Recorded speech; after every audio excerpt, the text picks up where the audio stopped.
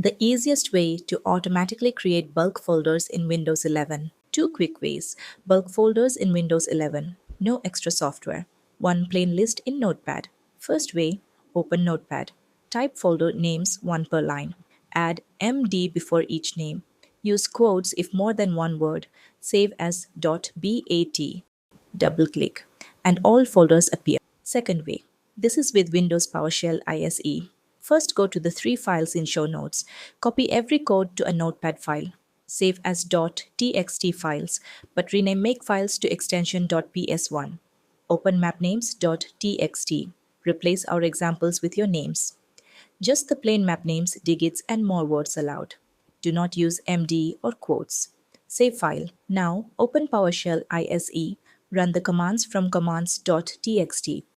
Folders appear. Move subs under mains and you are done.